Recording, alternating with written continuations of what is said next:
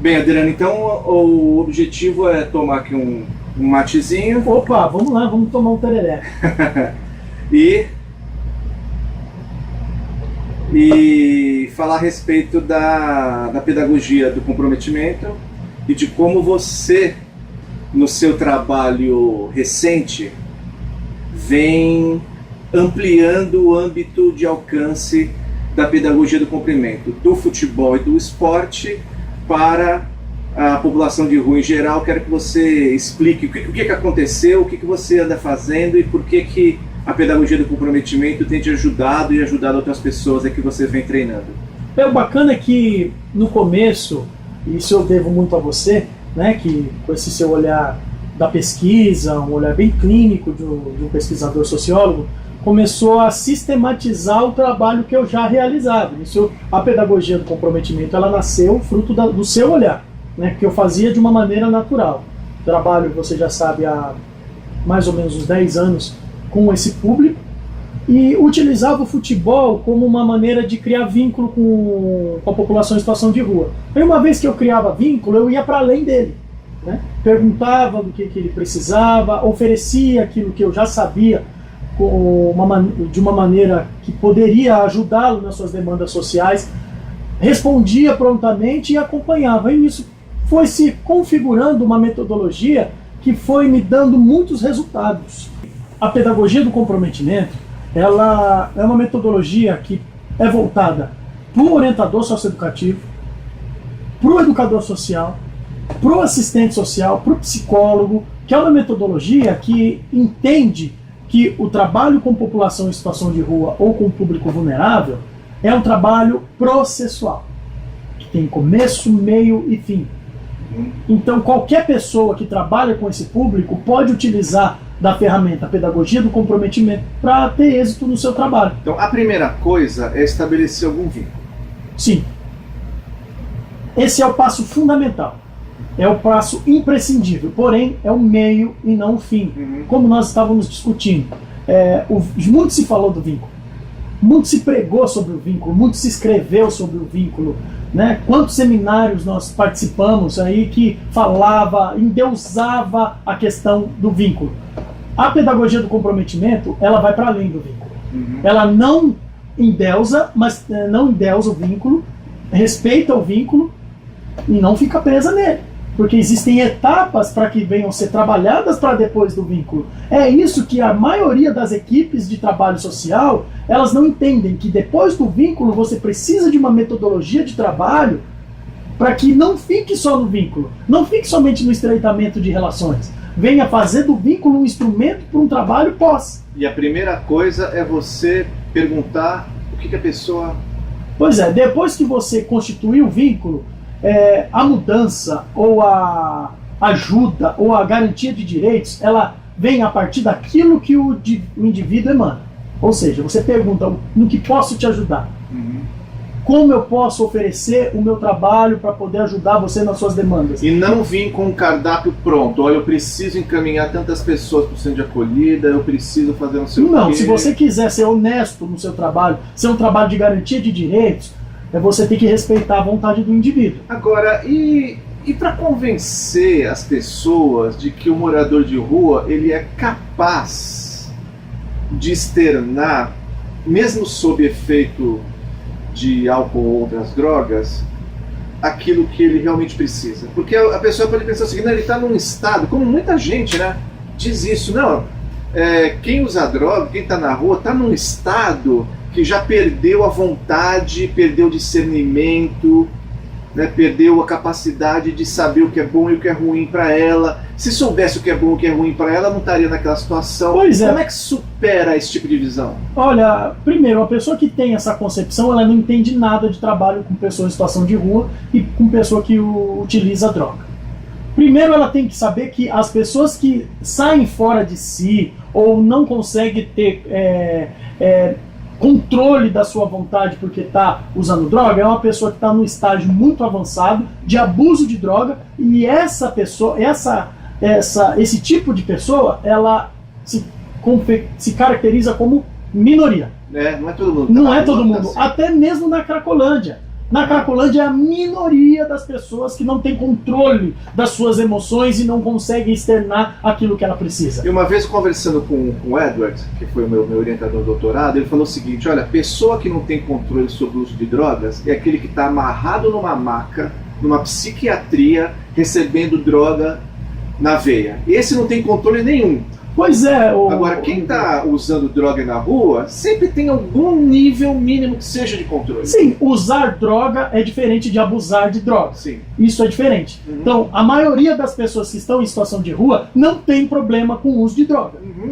Problema com o uso de droga é uma coisa diferente da outra. Fala usar droga e abusar de droga. Fala um pouco a respeito dessa população de rua que não tem problema com droga necessariamente. Pois é a grande maioria. Porque a grande maioria das pessoas estão acolhidas.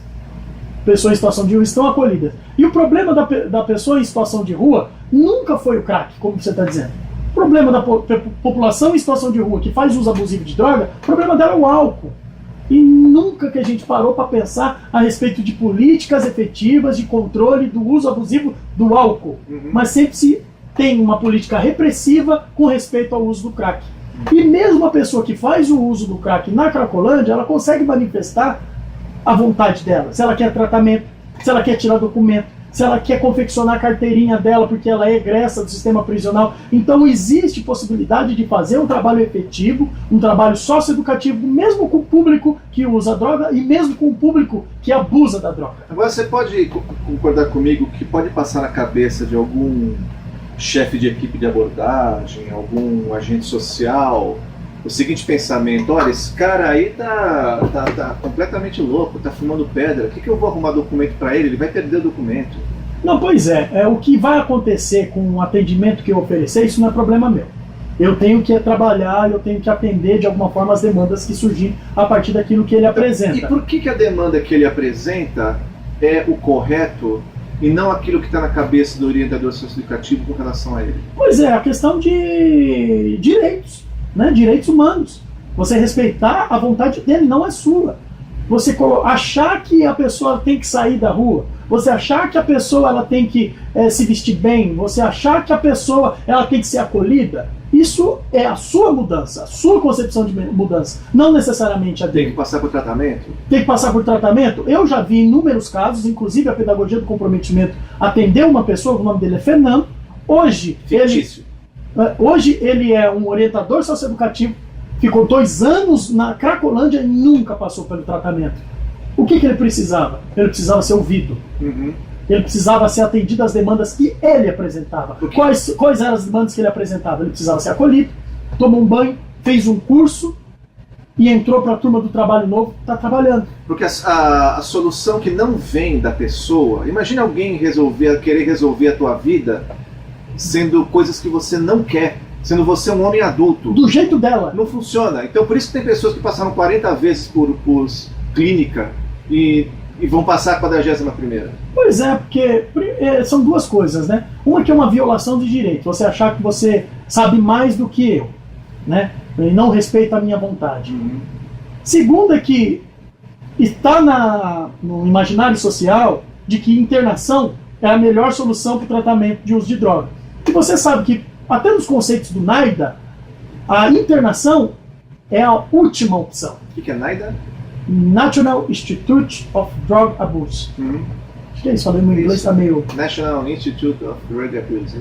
Isso aí, estou mais ou menos, né? Então, as pessoas não entendem, e até isso, nesse imaginário social, atinge os próprios indivíduos que acham que a solução do problema de abuso de droga deles está na internação, e não está. Existe uma rede muito boa hoje da saúde, CAPS 1, 2 e 3, que dá para atender muito bem a demanda dos abusadores. Caso houver necessidade, o próprio CAPS ou até o CRATOD encaminha para as comunidades terapêuticas ou para as unidades de acolhimento e que demanda essa questão de internação.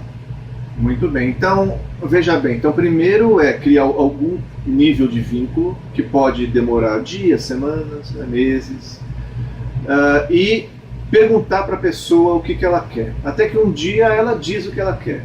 E aí o orientador socioeducativo, aquele que está na rua, o agente social, ele precisa ter uma condição de oferecer para essa pessoa algo em relação ao problema que ela externou. Então, primeiro ele tem que entender que aquilo que a pessoa diz é válido. Sim. Então, você está dizendo que você já trabalha isso com as pessoas que você treina. Explicar para elas que o que a pessoa fala tem que ser levado em consideração. Pois é, porque se eu não entender isso, eu fico com aquela concepção de resultado extremamente imposta. O que é resultado? Resultado é você atender com louvor as demandas que ele apresenta. Se ele precisar de um RG, é resultado você conseguir confeccionar ou ajudar ele na confecção do seu RG. Se ele precisar ligar para a família, porque ele já tem RG, porque ele não quer ser acolhido, ele só quer ligar para a família dele. Existe um caso interessante, uma pessoa que nunca abordou na vida. Ele foi comigo abordar, ele gostou da metodologia que eu abordava e percebeu que ao abordar as pessoas, ele viu uma pessoa meio triste desses que eu abordei. Eu deixei, ele foi lá falar com a pessoa. A pessoa precisava ligar para a família, porque era um sábado. Na sexta-feira, ele havia bebido demais e ficou na rua. Essa pessoa, ela não precisava de acolhimento. Essa pessoa não precisava de documento. O que veio dessa pessoa? Ela precisava ligar para a família. O César, meu amigo, ligou para a família na hora veio acolher o rapaz que havia, por algum motivo, bebido, abusado da bebida. Estava com vergonha. Estava com vergonha. Pois é. Para alguns abordadores sociais, a pessoa que está na rua precisa de acolhimento. No caso dele, precisava ligar para a família. Um telefonema fez com que aquela pessoa não permanecesse na rua, porque às vezes uma vez que ela permanecesse na rua, poderia aumentar o estado de vulnerabilidade dela, poderia fazer com que ela abusasse mais de drogas ou álcool. E mesmo tendo sido acolhida, ela passa uma noite lá, ela sai de manhã cedo. Com vergonha da família, eu não sei. No caso ali foi um telefonema. Então ali mesmo ele telefonou, ali mesmo a família veio buscar e levou o ente querido para casa dele. Então você vê que a vontade do indivíduo sempre impera no atendimento social e às vezes o assistente social, o educador social, o orientador socioeducativo não entende isso, porque isso é uma metodologia. Não é só perguntar. Depois que você pergunta, você oferece. E como é que funciona essa história do oferecer? A partir do momento que se criou o vínculo, se estabeleceu algum tipo de vínculo, se perguntou para a pessoa sinceramente... E outra coisa, antes do oferecer, qual que você acha que deve ser a atitude de quem está numa abordagem na rua com relação àquele que é abordado? Tem um livro aqui, A Miséria do Mundo, que o autor, que é o Bourdieu, ele pega várias entrevistas e mostra como... uma coisa que ele chama de violência simbólica. Como que os entrevistadores, na hora de fazer as entrevistas para os programas sociais, em vários países do mundo, exerciam uma violência em cima dessas pessoas que eles entrevistavam. Uma violência que ele chama de violência simbólica, através de menosprezo, através de alguma condescendência. Qual você acha que deve ser a atitude de quem está na rua com relação àquele que ele vai abordar? Se colocar no mesmo lugar, no mesmo nível, se colocar no lugar do outro, sabe? Porque nessa configuração política e econômica, se a pessoa perder o emprego, geralmente quem está trabalhando como abordador, ele pode ficar desempregado e ficar no mesmo estado de vulnerabilidade do que ele. Então, se colocar como igual, eu acho que é uma resposta Uma bacana. vez eu falei com uma assistente social se ela alguma vez já tinha se colocado como igual à pessoa que ela estava atendendo. Ela falou assim: uma vez na minha carreira isso aconteceu, mas logo eu deixei disso porque eu quero atender com técnica. O que é esse discurso da técnica? O que ele justifica em termos de violência simbólica em torno do atendimento social? Pois é, é muito difícil hoje uma técnica ela te aproximar do indivíduo. Pelo que nós temos visto, a técnica mais afasta do que aproxima. No caso da pedagogia do comprometimento, ela aproxima o indivíduo da pessoa que atende, por conta que é impossível você utilizar dessas ferramentas se você não tiver um mínimo de compaixão, se você não tiver um mínimo de empatia com o público que você atende. Se você for somente com a técnica, você pode ter certeza que a pessoa atendida vai perceber. Percebe a frieza, Sim, vai o perceber. distanciamento. Eu sou o orientador e você é o atendido. Eu sou o superior, você é o inferior. Eu sei o que você precisa para mudar de vida. Você pode ter certeza que você não vai durar muito, não. E eu tô aqui para te ajudar, quer dizer, na verdade o cara tá recebendo um favor ali, não é um direito dele. O que te faz melhor que a população em situação de rua?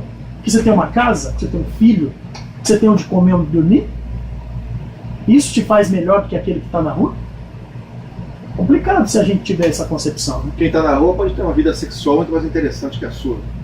Isso não é difícil. Isso não é difícil. Quem mora na rua pode ter uma formação, pode ter uma conversa muito mais Pois interessante. é, não tem boleto para pagar.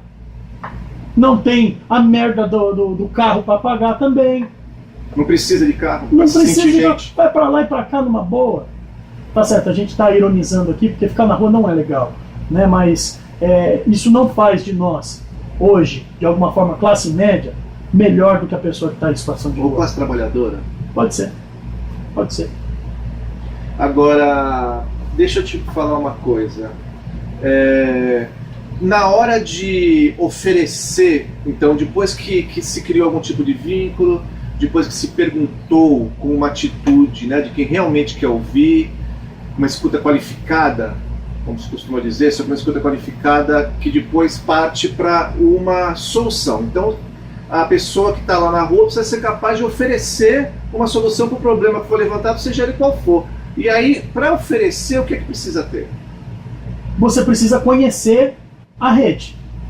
No caso da assistência social, a rede socioassistencial. E para você ir muito além da rede socioassistencial, você precisa conhecer a rede da saúde, a rede dos equipamentos da justiça, a rede da educação, a rede da habitação, para poder colocar dentro de um cardápio de opções e você ser um pouco mais completo no seu atendimento. Entendi. Não deixar escorrer pelas suas mãos as demandas que você colher. E o mais importante, Igor, não é somente oferecer ou potencializar essa pessoa para que resolva as suas demandas, é acompanhar.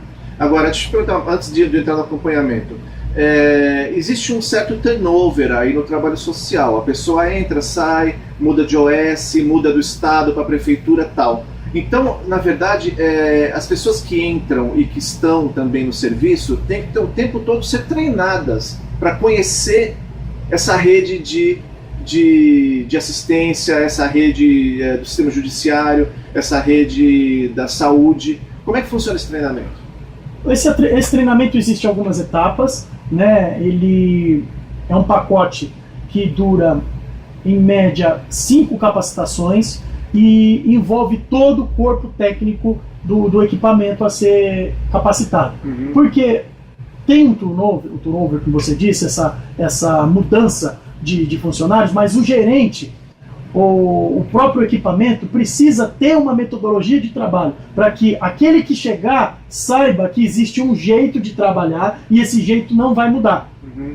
Se você tem esse jeito, esse método de trabalhar, pode mudar o funcionário, mas o jeito vai estar lá. Sim. Porque o público em situação de rua, ele pode ser volúvel também, mas a maneira de se trabalhar com ele, se tiver essas etapas da pedagogia do comprometimento, fatalmente você não vai ter resultado. Então a pedagogia do comprometimento ele tem esse caráter estruturante. Ele cria uma estrutura de trabalho dentro de determinado equipamento, dentro de determinado secretaria, por aí vai. Sim, é uma metodologia que se encaixa tanto numa rede de acolhimento como numa rede de abordagem. Uhum. E aí a pessoa precisa, então, esses agentes que estão lá na rua, eles precisam conhecer um cardápio de opções para oferecer para essa pessoa. E aí oferece, muito bem. E a pessoa diz assim, eu aceito, eu quero tirar documento. O que significa responder prontamente? O responder prontamente é fazer com que a pessoa entenda que aquela demanda dela vai ser atendida. Pode não ser na hora, pode não ser no tempo que ela quer, porque existe uma estrutura que demanda tempo, mas que você tem que responder para essa pessoa que ela vai ser atendida. Uhum. E não é através de um papel, não é através de um encaminhamento. É fazer com que ela entenda que você vai ser atendido agora na demanda que você levantou. Uhum. Por exemplo, como é que você fazia com o RG das pessoas no futebol? E como é que continuou fazendo isso depois no serviço mais geral de acolhimento da Prefeitura de São Paulo? Pois é, o documento era uma das maneiras de eu responder prontamente. Eu respondia prontamente a questão da vontade de ele ser acolhido. Na hora eu ligava para um assistente social, o assistente social já me falava onde tinha as vagas, e na hora eu levava ele para ser acolhido. Uhum. No caso da documentação, se a pessoa ela tinha a possibilidade, segundo alguns critérios que eu já sabia, que estava dentro do meu cardápio de opções, eu na hora colocava ela dentro da perua e levava ela ao poupatempo. Na hora ela confeccionava o protocolo para que depois ela fosse retirar o documento. E tirar a foto e revelar? Tem que ser na hora. Hoje já não precisa necessariamente tirar a foto, porque o poupa-tempo já tira. Certo. Mas na época não tinha isso. Uhum. Eu tirava na hora com o meu celular, para que a pessoa entendesse que era na hora a resolução dos seus problemas. E isso entrava em choque com as concepções que ele tinha, de que quando ele era atendido, ele tinha que voltar na outra semana. E dava uma enrolada nele. Dava uma enrolada e às vezes nunca atendia as demandas dele. Eu lembro de você fazendo isso. Você terminava o jogo, você colocava a pessoa na Kombi, tirava a foto dele ali na frente da quadra, numa parede branca, e já ia com ele com a Kombi no lugar de revelava a foto. Ele já via aquelas fotos reveladinhas e você falava: amanhã, essa noite você não vai dormir na rua não, essa noite você vai dormir em tal lugar, arrumava vaga para ele. No outro dia de manhã você estava lá e pegava o sujeito e levava no poupa-tempo. Isso é o responder prontamente e acompanhar a pessoa. Pois é, o acompanhar, Igor, é o pulo do gato. Esse acompanhar, num primeiro momento, ele pode se parecer tutela, mas a autonomia que nós tanto discutimos, tanto lemos, ela, às vezes, ela não se confecciona sozinha. Você precisa pegar na mão. Você precisa estar junto com ele num poupa-tempo. Para que ele entenda, hoje, ele precisa de você. Para que ele crie músculos para poder resolver as outras demandas dele sozinho. Que é aí que entra o Vygotsky. Isso, é onde entra a zona de desenvolvimento proximal. Onde ele quer chegar, onde ele está, onde ele pode chegar. A zona de desenvolvimento proximal é esse meio em que, através de você consegue conduzir o indivíduo a um patamar diferente daquilo que ele está. E aí ele consegue ser orientador socioeducativo. O que significa o quê? Orientar a pessoa na resolução das suas próprias demandas, e nesse processo ela aprende. E esse processo é educativo. Por isso que é orientador socioeducativo. E nesse processo de aprender, a pessoa muda de patamar. Daqui para frente ela consegue fazer mais coisas sozinha. Ela nunca mais vai ser a mesma. E nem você que interagiu com ela vai ser o mesmo. Esse processo de interação, que Vygotsky chama de socio-interacionismo, transforma tanto quem atende como aquele que é atendido.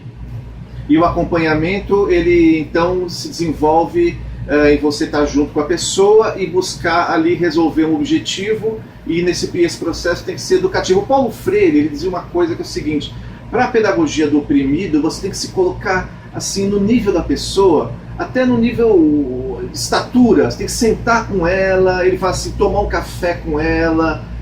Será que isso, no trabalho social, eu lembro que você chamava eles de irmão, chamava de primo, você dominava uma linguagem para se comunicar com eles. Por exemplo, tem pessoas que não gostam de usar a linguagem da rua porque quer tirar a pessoa dessa linguagem. Eu já vi isso acontecer em São Paulo, né? Ter instituições onde dentro da instituição não se pode usar a linguagem da rua. A linguagem da rua fica lá na rua como se você estivesse tirando a pessoa da rua, obrigando ela a usar outra linguagem, né? Conta pra mim como é que é esse teu trabalho de se colocar no mesmo nível dela nesse momento em que você faz o acompanhamento. Olha, essa empatia, ela é imprescindível no trabalho socioeducativo, trabalho com população em situação de rua e pessoas... E para não exercer violência simbólica, para não humilhar as pessoas com o teu palavreado técnico. Isso é no mínimo preconceito linguístico. Uhum. Né? Eu aprendi que em terra de sapo, de cócoras com M. Isso, olha aí que maravilha. Se você não conseguir, no mínimo, dialogar com esse público, você não consegue trabalhar. Se ele perceber que até o seu diálogo é diferente do dele, para que ele vai confiar? Quando você vai atender alguém que está no chão, você fica de cócoras? Sim, eu sento na maloca, eu sento no colchão. Mas as pessoas veem que eu sou igual, eu não sou diferente. A diferença entre a população de rua porque eu estou trabalhando hoje. Eu estou numa classe trabalhadora. E que se eu perder o emprego, não vai ser difícil eu ficar no mesmo estágio que ele. baseado no mundo capitalista, numa política econômica que nós estamos vivendo, não é difícil as pessoas ficarem em situação de rua. Então, você vê que grande número das pessoas em situação de rua são pessoas desempregadas, então, e que não fazem uso de droga. Na pedagogia do comprometimento, então, tem essa tentativa de treinar as pessoas no sentido delas aprenderem alguns valores, assim, quase que morais, no sentido de que, olha, você tem que respeitar essa pessoa, você não é melhor que ela, e você, para melhor atendê-la, quanto mais você tiver empatia e se colocar horizontalmente no mesmo nível que ela, melhor para o atendimento. Pois é, você nunca consegue o primeiro passo se você não tiver empatia, que é o criar vínculo. Nunca que você vai criar vínculo com uma pessoa que você não tem empatia. Não é você criar vínculo. A pessoa em situação de rua não vai criar vínculo com você.